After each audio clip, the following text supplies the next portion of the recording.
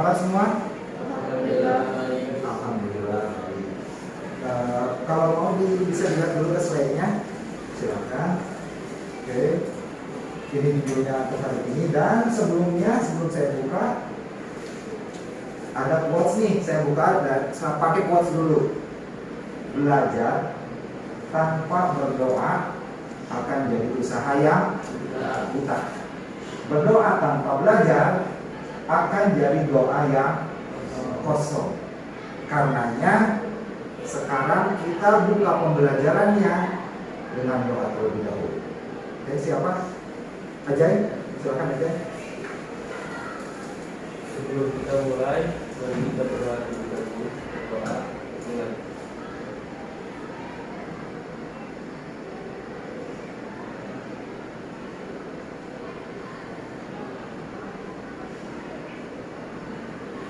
doa selesai. Anak Ajay, Faisal, Gita, Nida, sampai di 2, 3, 4, 5, 7, berarti minus 6 ya.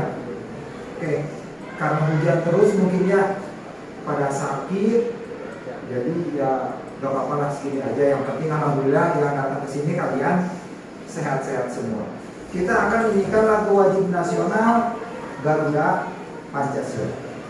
Oke, komando ada di sini ya. Siap.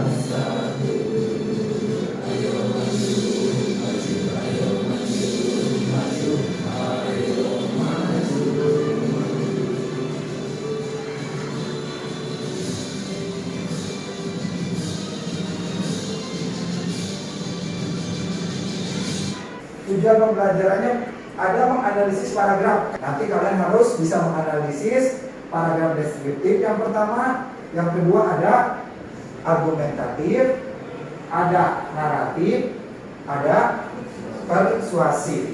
Yang nomor 2, kalian nanti harus mampu membuat dokumen secara rapi. Itu tujuan pembelajaran kita yang kedua. Yang ketiga, memanipulasi dokumen. Nih, model pembelajaran dan penilaian. PJBL. PJBL itu adalah Project Based Learning. Dalam artian nanti kalian harus punya produk nih. Penilaian. Penilaiannya seperti apa sih? Yang dinilai nanti adalah tadi tujuan pembelajaran adalah dokumen yang rapi. Minimal dokumennya rapi, nanti ada nih pengolah kata. Nah, di sini saya akan bertanya dulu, kira-kira kalian tahu nggak sih softwarenya apa? Microsoft Word, yes. Nah, ini nih paragraf. Yang pertama adalah paragraf deskriptif. Apa sih? Paragraf deskriptif adalah paragraf yang menggambarkan suatu objek. Sorry. Di sini saya diwarnai lebih beda. Ada paragraf deskriptif yang diwarnainya di situ adalah warna pink. Ada pink, yang lainnya putih, yang satunya pink. Yang menggambarkan sama objeknya itu di pink, dikasih warna pink. Kenapa? Kira-kira? Biar lebih ingat, yes. Kalau sama saya kan biasanya ada kata kunci. Ketika kalian ada deskriptif berarti menggambarkan objek. Itu kata kuncinya. Ini ada videonya dulu. Jadi kalian belajar coba dari video pembelajaran. Oke, siap semua? Saya play videonya, silakan menyimak. Untuk mengatur margin kertas atau margin halaman, caranya adalah klik menu page layout, kemudian klik margin, kemudian kita tinggal pilih pada pilihan margin yang tersedia di sini. Kalau yang normal ini ya, jadi batas kiri kanan atas bawah 2,4. Kalau merah dia tipis ya. Nah, untuk mengubah jenis huruf atau istilahnya mengubah nama fontnya, maka caranya adalah pertama kita dulu teks yang akan kita ganti hurufnya atau kita ganti fontnya. Kemudian pada menu home kita klik pada tanda panah di icon atau di pilihan font. Kemudian tinggal kita pilih nama font atau nama huruf yang ingin kita gunakan. Misalnya saya pilih yang ini, maka nanti jenis fontnya atau jenis hurufnya akan berubah menjadi seperti ini. Kemudian untuk mengganti ukuran huruf atau ukuran font, maka menunya masih sama di menu home. Lalu tinggal kita klik pada tanda panah di icon font size dan tinggal kita pilih ukuran huruf atau ukuran font yang ingin kita gunakan. Misalnya saya pilih 20, maka nanti ukurannya akan menjadi lebih besar. Nah, kalau misalnya jika kita ingin menggunakan ukuran huruf yang tidak tersedia pada daftar aplikasi di sini, maka kita bisa langsung saja mengambilkan ukurannya pada teksnya. Jadi kita lihat di sini, nah, misalnya saya ingin ukuran 15 ya, sementara di sini ukuran 15 tidak ada, maka caranya tinggal kita klik saja di sini, lalu kita hapus, kemudian kita tekan atau kita ketik 15, lalu tekan enter. Nah, kemudian kita juga bisa mengubah ukuran huruf dengan menggunakan kombinasi tombol keyboard. Caranya adalah untuk memperkecil ukuran huruf yaitu dengan menekan tombol Ctrl, Shift dan kurang dari secara bersamaan. Sekali lagi, tekan Ctrl, Shift dan kurang dari secara bersamaan, maka nanti si huruf atau font akan menjadi lebih kecil. Kemudian untuk memperbesar ukuran huruf, caranya adalah tekan Ctrl, Shift dan lebih dari secara bersamaan. Nah, itu untuk poin pertama tentang cara mengubah jenis huruf, ukuran huruf, dan warna huruf. Sekarang kita akan belajar mengenai cara membeli format cetak tebal, cetak miring, dan garis bawah. Nah, kemudian saya ketikkan saja kalimat yang sama dengan tadi ya. Kemudian saya perbesar ukuran hurufnya, tekan Ctrl, Shift, dan lebih dari. Nah, untuk memberikan format cetak tebal pada huruf atau pada teks, caranya adalah dengan kita dulu teks yang ingin kita berikan format cetak tebal. Lalu pada menu home kita klik icon bold, yaitu icon yang dalam huruf B ya. Tinggal kita klik, maka nanti si teks akan menjadi cetak tebal.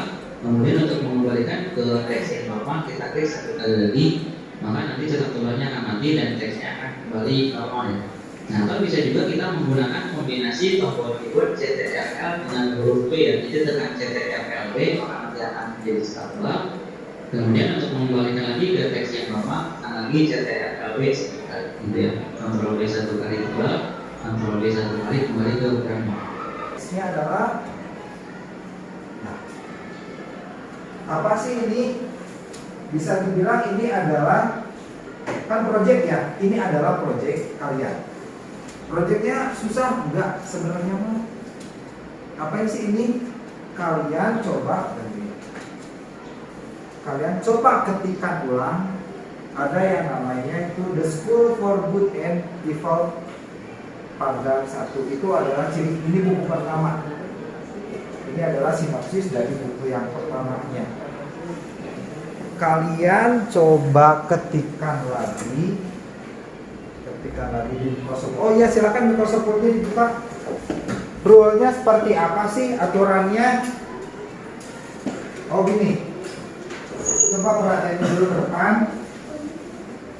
Waktu kemarin saya pernah baca ada sebuah riset menyatakan untuk orang-orang yang beginner itu pemula dalam pengetikan, ada yang namanya word per minute, WPS, WPM, word per minute. Itu adalah indikator untuk menyatakan kecepatan mengetik kalian. Nah, ini ada dua ya. Kok saya dikasih dijadiin dua supaya beda-beda nih. Ini yang pertama, yang kedua. Aisyah berapa paragraf jadinya? Jadinya 4 paragraf. Untuk orang beginner, untuk seorang pemula adalah 30 kata per menit rata-ratanya. Kalau kalian misalkan sekarang udah agak intermediate, udah agak menengah, sering pakai komputer, sering ngetik, biasanya 40 word per menit. Kesepakatan nih, kira-kira kalian bisa menyelesaikan 4 paragraf dalam berapa menit? 25. 25? 25 bagi 4 berarti sekitar genep menitannya, satu paragraf 6 menit ya. Sok coba. Berarti itu belum dengan editingnya.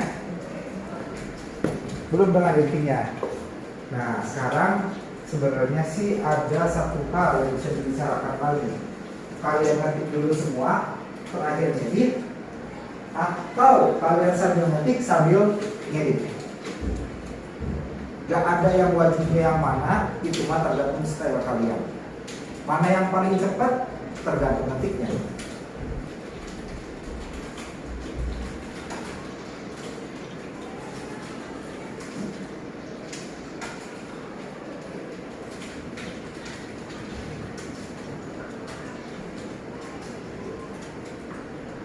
Ya kalau perlu di save, boleh silakan di save dulu. Takutnya ada hal yang tidak bisa dikontrol, misalkan listrik mati, jadi nanti masih ada waktunya melakukan penilaian. Saya contohin dulu deh. Coba yang Anam ya. Anam.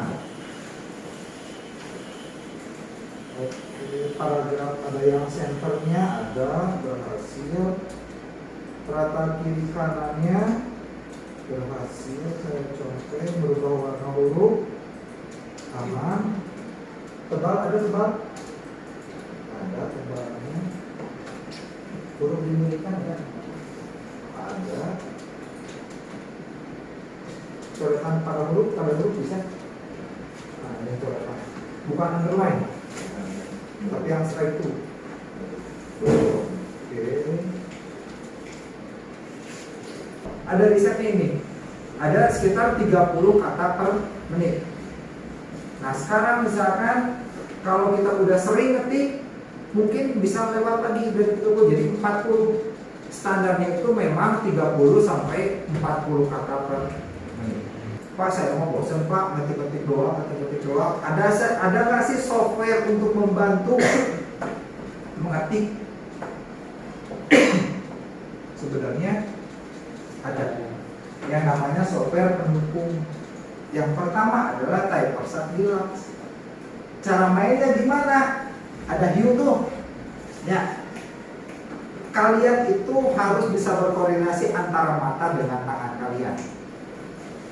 Mata tetap ke monitor, ketikan tangan kudu ngetik. Kan bisa dibilang itu untuk melatih kalian ya. Dan ini bentuknya game. Saran dari OTKP kalau misalkan itu yang game, nah ini ada sebenarnya ada yang namanya typing master. Yang ketiga ada rapid typing. Nah ya yang web. Kalau ternyata pas saya cari, selain ada softwarenya, ada juga yang bentuknya web. Udah saya coba dan ini emang enak. Namanya adalah typingtest.com. Kesimpulannya dulu deh. Oke, sok perhatiannya. Kesimpulannya apa sih yang kalian pelajari hari ini? Banyak ya. Apa aja sih? Sebutin 3 sok. Yang pertama adalah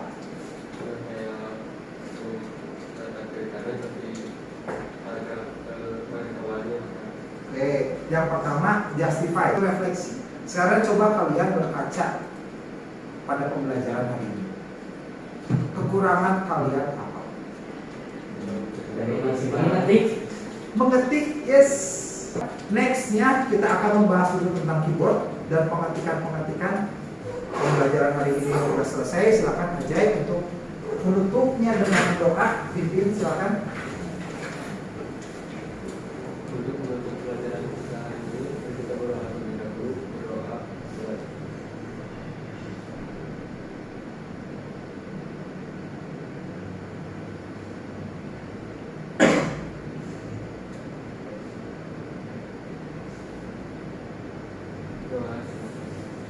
Oke, semuanya.